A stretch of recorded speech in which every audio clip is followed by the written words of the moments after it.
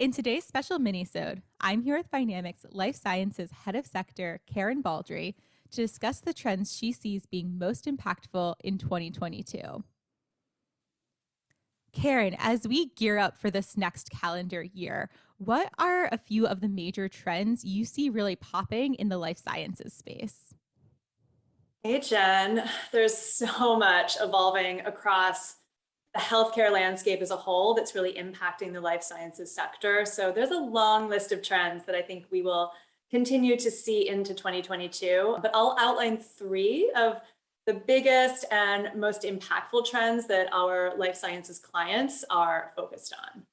And the first one is around clinical trials. It will be really interesting to continue to watch the evolution of how clinical trials are designed and executed. The pandemic forced an acceleration of decentralized clinical trials and remote capabilities to ensure business continuity. But going into 2022, we'll continue, I think, to see these decentralized clinical capabilities mature and expand. And it'll be interesting to see what really sticks from the past couple of years. I think that we'll see an increase in services like remote monitoring. I think we'll see more truly global trials versus just local trials.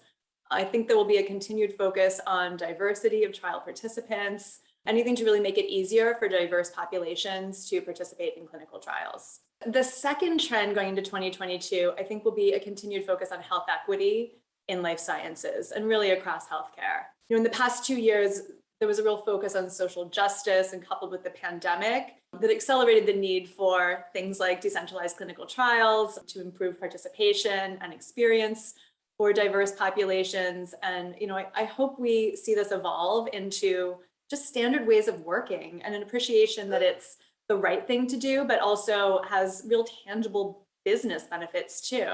I think we'll start to see life sciences organizations track and measure the value of health equity, the value of expanding the reach and diversity of clinical trials.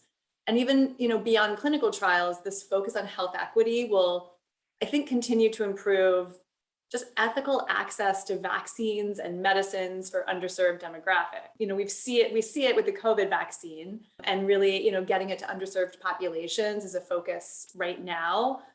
I think that's going to shine a light on other vaccines and other medicines that are not available consistently across all geographies. And I think we'll see this as a trend and hopefully an improvement going into 2022.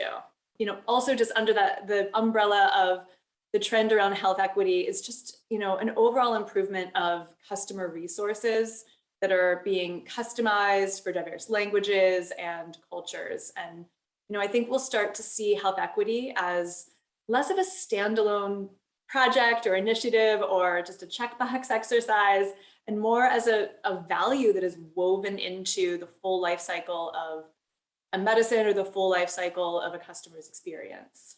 So in addition to the evolution of clinical trials and health equity, the third trend to really talk about for 2022 is just optimizing the life sciences supply chain. Global supply chain challenges have impacted the availability of raw materials and the ability to distribute medicines across the globe. And we're seeing some sectors that are stockpiling medicines or limiting access to high demand products, and it's having a real impact on access and pricing and affordability, and is forcing pharmaceutical and biotech companies to reevaluate every part of their supply chain process. I love how you've really summed up these trends and brought it all together as this true sort of reflection and inflection opportunity for the life sciences space, whether it's looking at the future of clinical trials or the integration of health equity considerations into the true standard of how business is done across the industry, or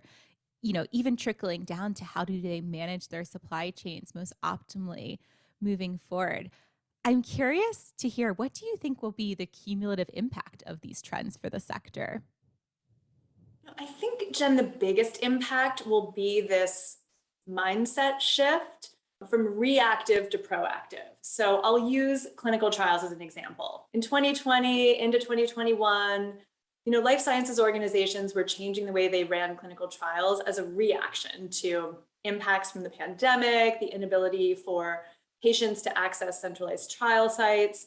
I think heading into 2022, life sciences leaders are really learning that some of these impacts that are really positive for business, for society, and they can be more proactive in continuing to find ways for clinical trials to be more effective, more inclusive, more innovative. So I think it's really just that shift from we've been very reactive for the past couple of years, and I think this is our chance to really be more proactive and look for some more positive outcomes. Speaking of the proactive mindset, if I am a leader in the life sciences sector listening to this episode, what are a few things I should be thinking about as I'm really gearing up to address these trends next year?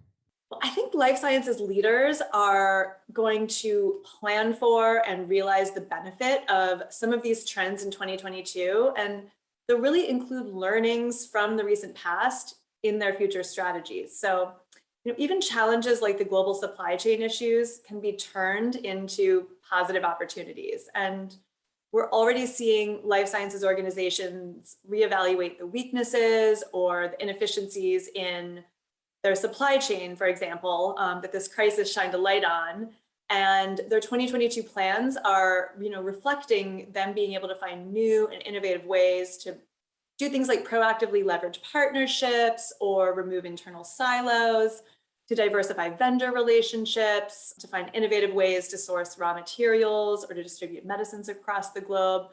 All of these things that once looked like business challenges, we're seeing life sciences leaders really look at as benefits and differentiators that they're planning for going into 2022.